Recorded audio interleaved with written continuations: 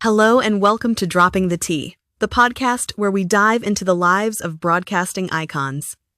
I'm your host, Kirsty, and today we have a fascinating story about a woman who redefined talk shows with her unapologetic candor and larger-than-life personality. We're talking about Wendy Williams, a radio DJ turned television star who became one of daytime television's most notorious hosts. From her humble beginnings in early radio days to her meteoric rise on television, and through the personal and health struggles that followed, we'll cover it all. So get comfortable. How you doing? Because this is the Wendy Williams story. Host, in this episode, we'll journey through Wendy's early life growing up in New Jersey, her breakthrough as a shock jock radio personality, and how she skyrocketed to fame with the Wendy Williams Show. We'll also discuss her personal highs and lows, including tumultuous relationships and unwavering openness about her life, as well as the health challenges that eventually forced her to step back. And of course, we'll bring you up to speed on what's been happening with Wendy as of mid-2025. Let's get started with where it all began.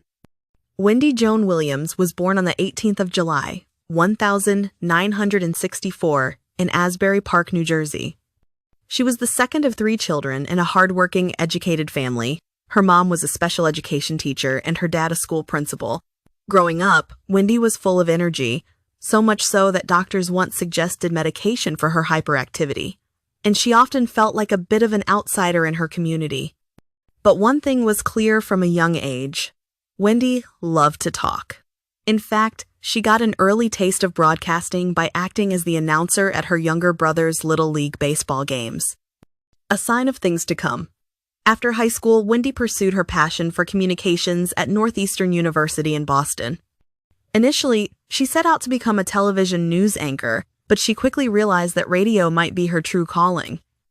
Less than a month into college, Wendy switched her major from television communications to radio, figuring she could advance faster on the radio path, to the chagrin of her parents, who weren't thrilled with the change. It turned out to be a smart move. She sharpened her skills on the college radio station, where one of her first celebrity interviews was with a young LL Cool J, and graduated in 1986 with a degree in communication. Practically 2 weeks after graduation, Wendy landed her very first gig as a radio DJ. That first job took her far from Jersey, all the way to the U.S. Virgin Islands. In 1986, Wendy became a DJ at a small station called WVIS on St. Croix. It wasn't glamorous. The station played calypso and reggae, and Wendy later admitted the low pay and isolation were tough. But she paid her dues, perfected her on-air style, and mailed out demo tapes of her work to bigger stations whenever she could. Her persistence paid off. By 1987, Wendy had left the Caribbean and leapfrogged to the U.S. mainland, briefly working at a Washington, D.C. station, and then scoring a fill-in slot on New York City's WQHT, Hot 97, by late 1987. Imagine that. 1 year she's on a tiny island station. The next, she's got a toehold in the #1 media market. Wendy Williams was on her way. Wendy truly found her voice on New York radio in the late 1980s and 1990s. It wasn't always smooth sailing. In fact, she faced plenty of ups and downs. But this period cemented her reputation as a bold, no-holds-barred radio personality. Early on, Wendy realized that being outspoken, and sometimes controversial, got people's attention. She developed a brash, tell-it-like-it-is style and wasn't afraid to dish celebrity gossip on air. This earned her the label of a shock jock, a rare title for a woman in the radio industry at the time. She quickly became known in New York City for her on-air feuds and spats with celebrities.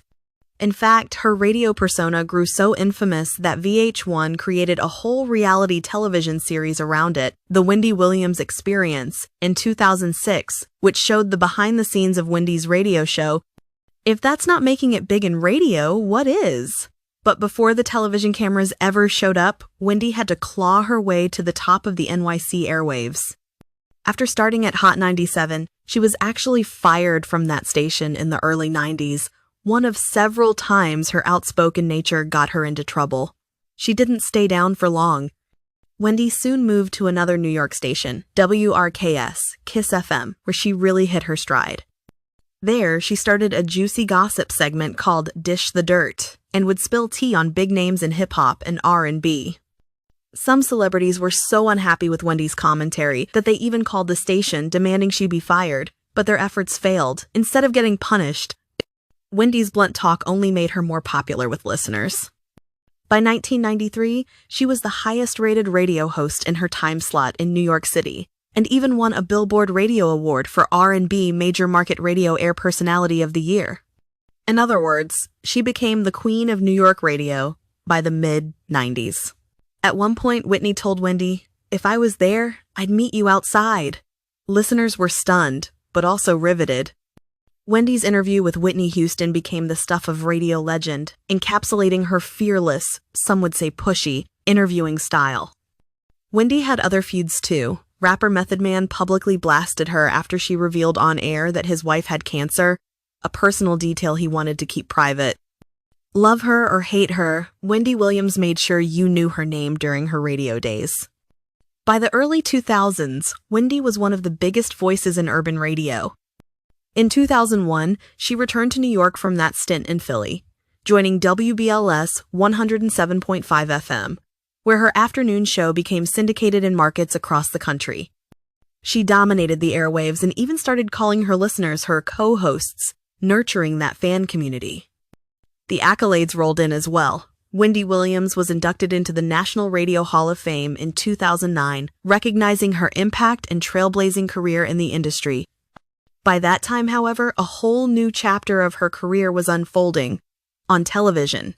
Yes, Wendy was about to go from radio icon to daytime television superstar.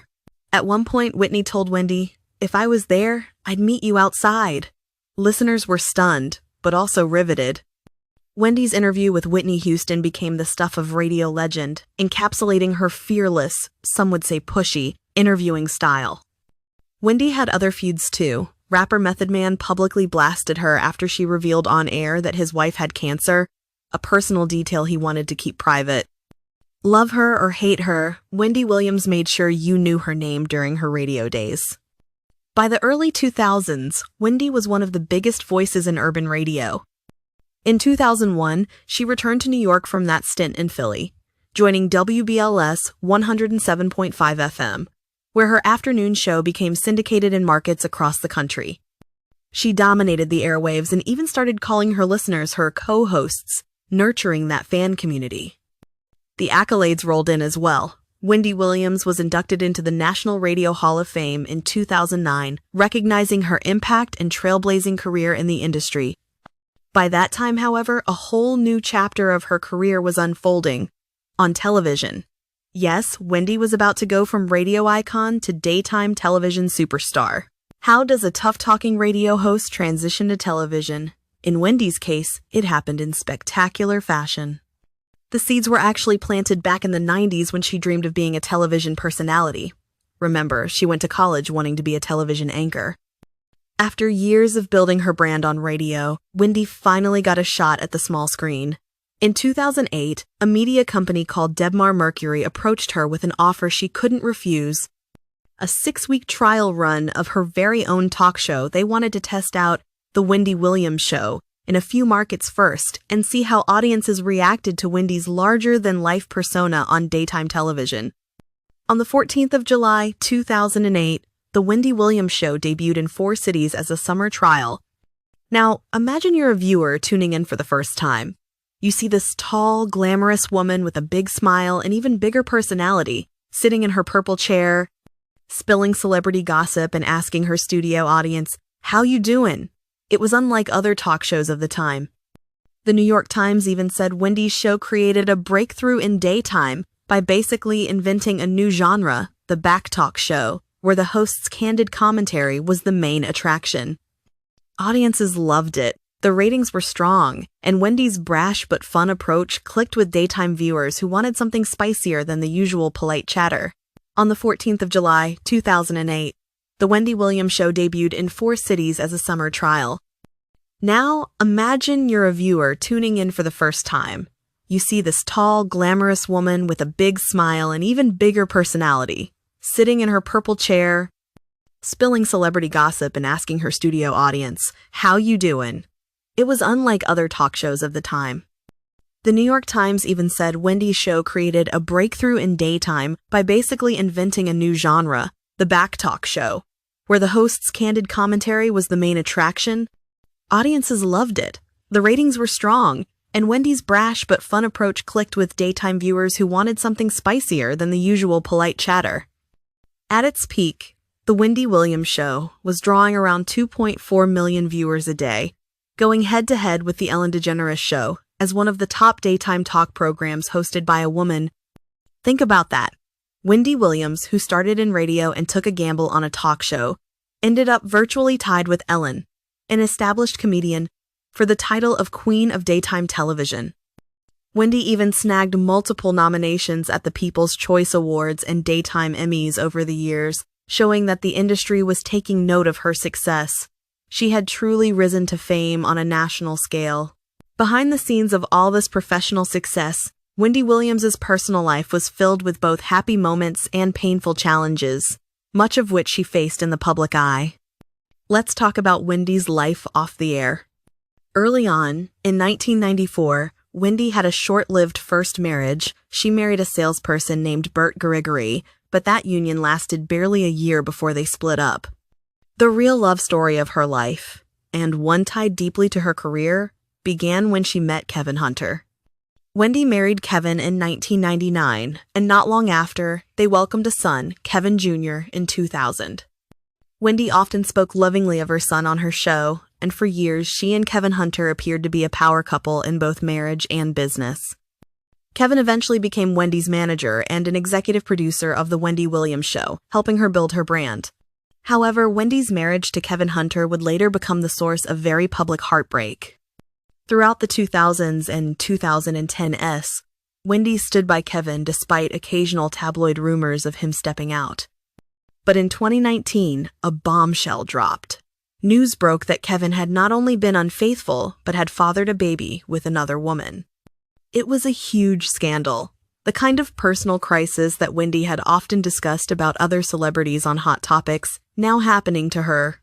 Wendy decided she had had enough. In April 2019, she filed for divorce from Kevin after nearly 21 years of marriage, citing irreconcilable differences and, yes, the infidelity. The split was finalized in early 2020. For Wendy, who had always projected this image of a strong, tell-it-like-it-is woman, it was a very vulnerable time. She was candid with her audience about the pain of the breakup, but also resolute. On her show, she addressed the situation indirectly at first, making pointed comments like, "The best way to deal with things is with your head held high." Eventually, she confirmed the divorce and said it was the dawning of a new chapter in her life. Wendy's openness about her personal struggles didn't start with her divorce. It was part of her brand all along. Remember, this is a woman who on live radio talked about her miscarriages and former drug addiction. That honesty continued on television. She often spoke about her past addiction to cocaine and how she managed to quit on her own in her 20s, before her career took off. In early 2019, around the time her marriage was falling apart, Wendy shocked viewers by revealing on air that she had been living in a sober house to address a renewed struggle with alcohol and addiction issues. She broke down in tears, explaining that every day after filming her show, she was being driven to a live-in rehabilitation center, telling only her husband and son about it while it was happening. It was a stunning admission. The audience saw not the confident talk show diva, but the human being beneath, dealing with hurt and trying to heal. Wendy said on the show, "That is my truth," letting everyone know that even she, a source of strength for so many, had to fight her own demons. Through all the personal drama, Wendy found support in some expected and unexpected places. She has a tight-knit family, her parents and siblings, and she often shared heartwarming and humorous stories about them. For instance, Wendy would joke about how her parents set high academic expectations. Her father, after all, was an educator, while she was more interested in entertainment. Her mother, Shirley Williams, was one of her biggest cheerleaders until she sadly passed away in 2020. Wendy paid tribute to her mom on the show, demonstrating how much family meant to her. And then there was her son, Kevin Jr., who became the center of her world post-divorce. In late 2021, Wendy proudly announced on television that her son was in college. In fact, one of Wendy's rare public sightings in recent times was in December 2024 when she attended Kevin Jr.'s college graduation at Florida International University. She showed up in a sparkly dress, riding a motorized scooter due to health issues, but beaming with pride. Despite all the chaos around her, Wendy's love for her family has been a constant anchor. It's also worth noting Wendy's resilience and humor in coping with personal turmoil. Not long after her divorce, she jumped back into the dating scene, something she discussed with her trademark frankness on the show. "I'm a wife, not a girlfriend," she quipped, making it clear she knew her worth and wasn't going to settle for less going forward. For a while, headlines linked her to a younger man, a 27-year-old convicted felon no less. Wendy just laughed and called it her rebellious fun, and later to a doctor in her 50s. She approached dating as material for her show, turning her personal life into relatable content for her audience. Still, by the time her talk show was winding down, it seemed Wendy's primary relationship was with herself, rebuilding her life as a single, successful woman and focusing on her health and well-being. And speaking of health, that became an increasingly important chapter in Wendy's story, one that would eventually overshadow everything else. Throughout her career, Wendy Williams has been very transparent that beneath the fabulous persona, she was dealing with some serious health challenges. In fact, her health struggles ultimately played a big role in her stepping away from the spotlight. Let's rewind a bit to understand what she was up against. Wendy's chief health issue has been Graves' disease, an autoimmune disorder that affects the thyroid and can cause symptoms like fatigue, anxiety, and other physical complications. She's also battled hyperthyroidism, overactive thyroid, which is related to the Graves' condition. Wendy actually knew about her diagnosis for years. She later revealed she'd been diagnosed with Graves' and thyroid problems back in 1999, but she mostly managed it in private. It wasn't until February 2018 that Wendy publicly acknowledged her condition, after viewers noticed she seemed unusually fatigued on air. She announced that she had Graves' disease and would take 3 weeks off from the show on her doctor's orders. This was a big deal at the time. Wendy rarely missed work, so fans knew it had to be serious. She told everyone in her candid way, "You know I've got thyroid issues. Don't worry, I'll be back." And indeed, she returned after a brief hiatus in 2018. Unfortunately, that was just the beginning of a pattern. By the late 2010s, Wendy's health issues were causing repeated breaks in her show's production. In late 2017, a scary on-air incident underscored that something was wrong. During her Halloween 2017 live show, Wendy, dressed in a Statue of Liberty costume, suddenly looked dizzy and collapsed on camera. Millions of viewers gasped as the broadcast cut to commercial. Wendy later explained that she had overheated in her costume and was dehydrated, attributing it to her condition, and she insisted she was okay. She actually returned after the break to finish the show, which tells you how determined she was. But the feigning episode became an infamous television moment that highlighted her health struggles in a very public way. In early 2019, things took another turn. Wendy took a 6-week hiatus from her show from January to March 2019, initially citing a fractured shoulder and complications from Graves' disease as reasons. During that break, rumors swirled. Was it her marriage troubles? Was her health worse than reported? Wendy, ever the open book, addressed it when she came back. That's when she made the emotional revelation about living in a sober house, which we discussed earlier. She admitted the hiatus was partly to focus on her sobriety. It was a brave confession, and it showed that her health was not just physical, but also emotional at that time. By mid-2019, Wendy also disclosed she'd been diagnosed with lymphedema, which caused swelling in her legs. She joked on television about her swollen ankles, trying to make light of it even as she used a machine daily to manage the condition. The struggles continued into 2020. When the COVID-19 pandemic hit, Wendy initially tried to keep the show going from her home. We got some quirky episodes of her broadcasting from her apartment. But by May 2020, she had to step back yet again. Her symptoms from Graves' disease were acting up, causing fatigue so severe that she needed to take another break. A representative announced that Wendy was experiencing symptoms of fatigue related to her thyroid condition and would pause the show to receive treatment. She returned later that year once her health was somewhat stabilized, but clearly she was battling an ongoing fight.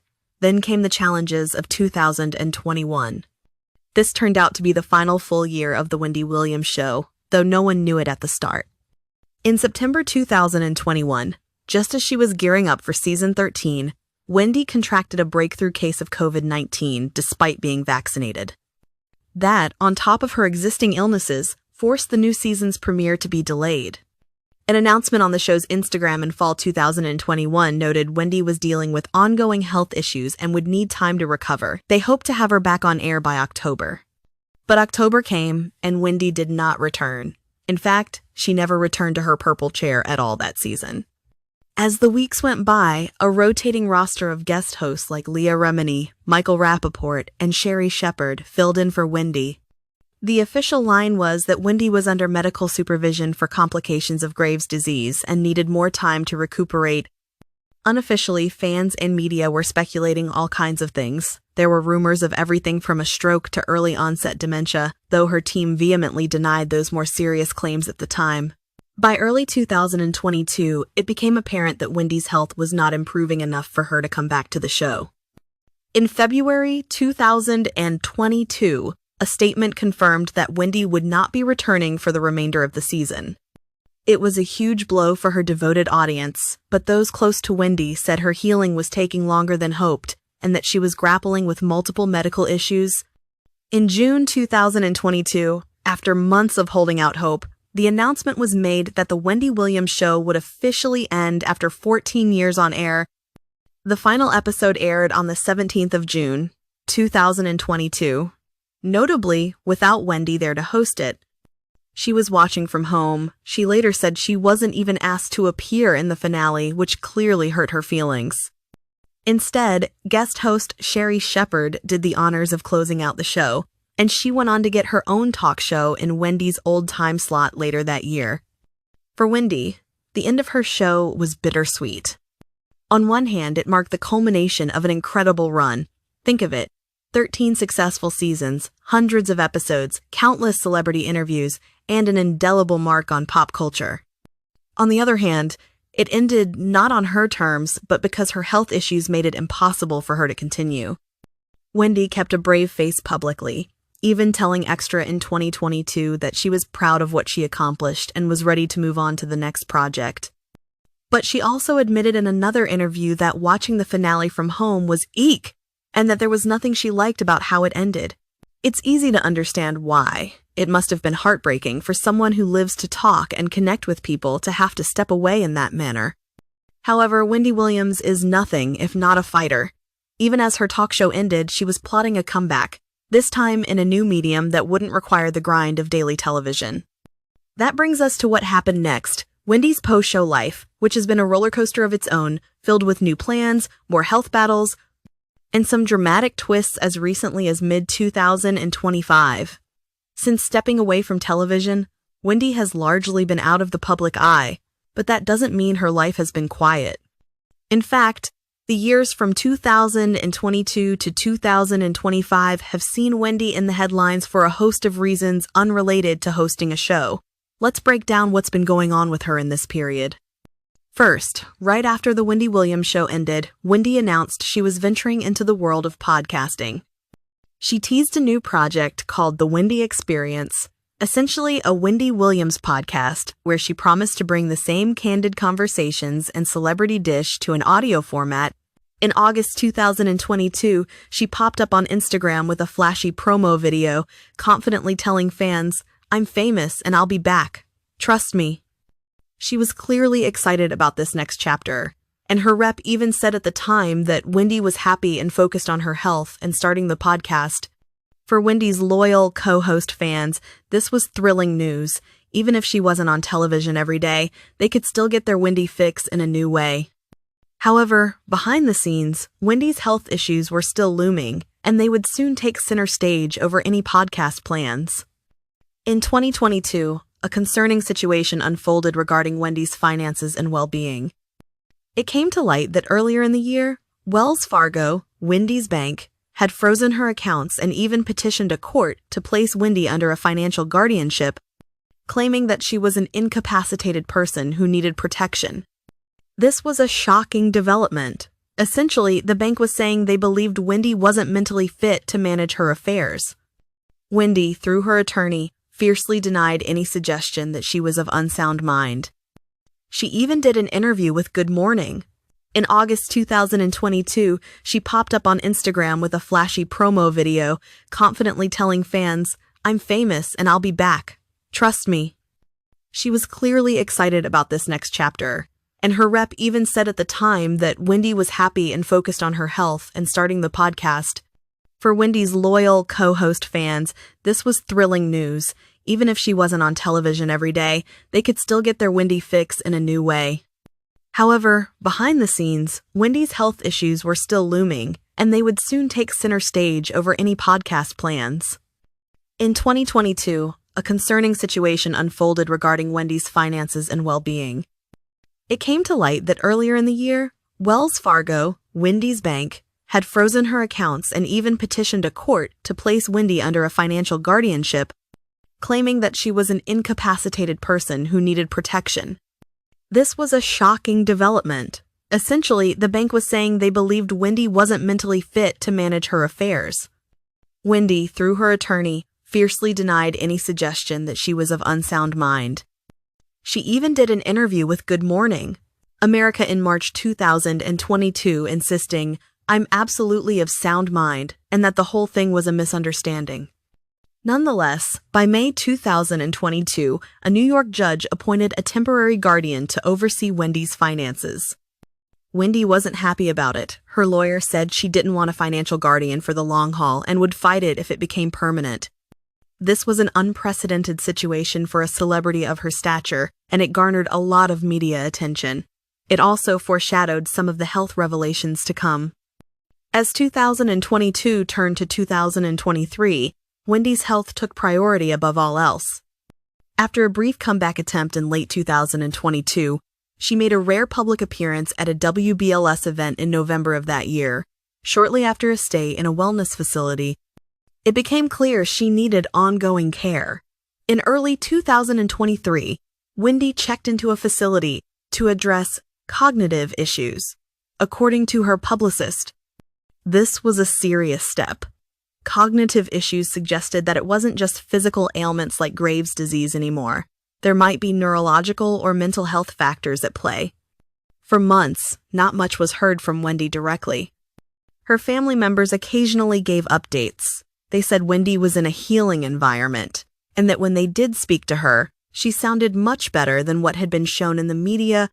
In fact, her sister and niece said in late 2023 that Wendy seemed clearer and more focused when she called them, describing it as a remarkable improvement from how she'd appeared in the past. It was a glimmer of encouraging news for fans worried about her. Then came a major public announcement about Wendy's health. In February 2024, Wendy's representatives and medical care team released a statement revealing that Wendy had been diagnosed with both primary progressive aphasia and frontotemporal dementia, FTD. This confirmed a lot of the speculation that had been swirling. Aphasia, of course, affects communication. It can make it hard for a person to find words or understand language, and frontotemporal dementia is a degenerative brain condition that can impact behavior, decision-making, and language. According to the statement, Wendy had received this diagnosis in 2023 after a series of medical evaluations. The care team noted these conditions had already created significant hurdles in Wendy's life. For many of us who followed her career, it was a heartbreaking revelation. The woman known for talking nonstop, now facing a condition that literally impacts her ability to communicate. Wendy's team, however, emphasized that she was still able to do many things for herself, and that she retained her famous sense of humor. Wendy even personally thanked her fans in a statement, saying she was overwhelmed by the love and that she hoped by sharing her diagnosis, she could help others with FTD. She also kindly asked for continued privacy so she could have the personal space and peace to thrive. The outpouring of support after this news was indeed massive.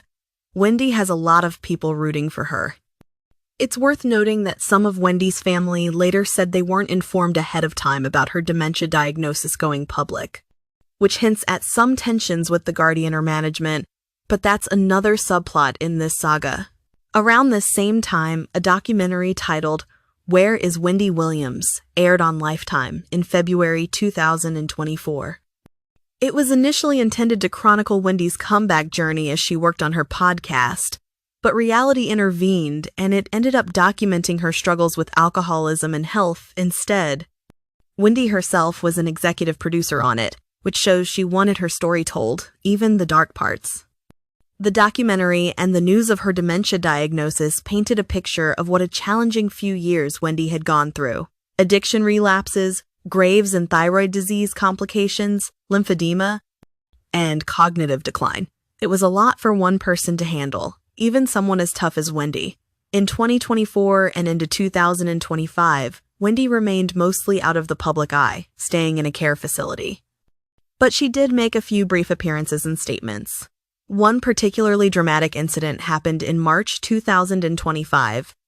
The New York Police Department conducted a welfare check on Wendy at her residence, which at that time was an upscale assisted living facility in Manhattan. According to reports, including one from the New York Post, Wendy had alarmed people by dropping a handwritten note out of a window that said, "Help, Wendy." His led police and emergency responders to take her to a hospital for an evaluation. The story was unsettling to hear. It suggested that Wendy was feeling distressed or desperate enough to seek help in an unusual way. A spokesperson for Wendy didn't comment on it, and we don't know the full details, but it underscored that her situation was complicated and perhaps that she felt somewhat trapped or powerless.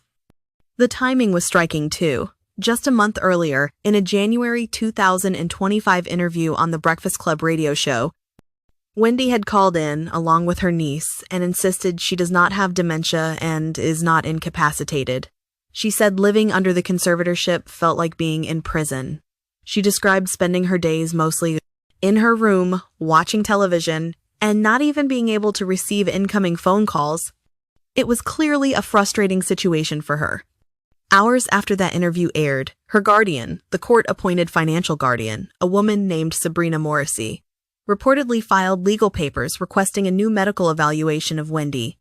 So there has been a bit of a battle between what Wendy asserts about her own condition and what the guardian and some doctors have assessed. And then another twist came in mid-2025. Wendy's ex-husband, Kevin Hunter, re-entered the story in a very unexpected way. In June 2025, Kevin filed a massive $250 million lawsuit, which he claimed to be on Wendy's behalf, against a host of people involved in her guardianship and care. In this suit, Kevin alleged that Wendy has been abused, neglected, and defrauded under the court-ordered guardianship. He essentially argued that the whole guardianship was implemented improperly and that Wendy's constitutional rights were violated in the process. The lawsuit named 48 defendants, including Wendy's current guardian, the judge who appointed the guardian, Wells Fargo, the assisted living facility, and various attorneys. Talk about drama! Kevin isn't asking the court to immediately end Wendy's guardianship. Interestingly, the suit doesn't directly seek to terminate it, but he is asking for a new impartial guardian to take over, for Wendy to be released from what he calls involuntary confinement, for the case files to be unsealed, and for a full accounting of Wendy's finances. And of course, that whopping monetary demand for damages. He even is trying to position himself as Wendy's next friend, a legal term that would let him advocate for her if she's deemed unable to do so. This development has a lot of layers. On one level, Kevin's move raised eyebrows because, as fans know, after the divorce, Wendy and Kevin weren't exactly on great terms, and he has his own financial interests. Wendy's alimony payments to him ceased when her accounts were frozen, leading him to complain publicly about losing that income. So some observers question his motives. On another level, the lawsuit shines light on legitimate concerns about guardianships and how they're handled. Kevin's suit alleges that Wendy was placed in the guardianship through a secret proceeding without her having proper representation, that she didn't get an independent medical evaluation, and that since then she's been over-medicated and overly restricted. It even claims someone in her care team took an embarrassing photo of her without consent and tried to sell it to the tabloids. Those are serious accusations. Whether Kevin is doing this out of genuine concern or other reasons, the fact is, Wendy's case is now part of a bigger conversation about how to protect individuals who have health issues while also respecting their rights. As of mid-2025, Wendy's official status is that she remains under a form of guardianship or conservatorship, focusing on her health. She has not launched the podcast she once hyped. The last we heard, her team said there's no podcast, no television show in the works until Wendy is fully better. Fans have occasionally rallied for her. There was even a protest outside her facility at one point demanding, "Free Wendy!" She's been seen a few times out and about in New York, sometimes looking well and other times appearing disoriented, depending on which tabloids you believe. It's been a bit of a roller coaster, and frankly, a tough thing to witness for those of us who remember Wendy as this vivacious, quick-witted presence on our screens and radios. So, after everything we've discussed, the triumphs, the controversies, the struggles, where does this leave Wendy Williams' legacy? In many ways, Wendy's story is still unfolding, but there's already so much to reflect on. Wendy Williams carved out a singular place in the media landscape. She wasn't the first shock jock, but she was one of the first women to do it at her level, and certainly the first to successfully translate that provocative radio style to daytime television. She has left an indelible mark on radio, earning a spot in the Hall of Fame, and changed the daytime television game with a show that proved gossip and personal candor could draw millions of viewers. Wendy's influence is evident in the many up-and-coming hosts and podcasters who cite her as an inspiration for speaking their mind. She showed that you can be loud, unfiltered, and yourself, and still make it big.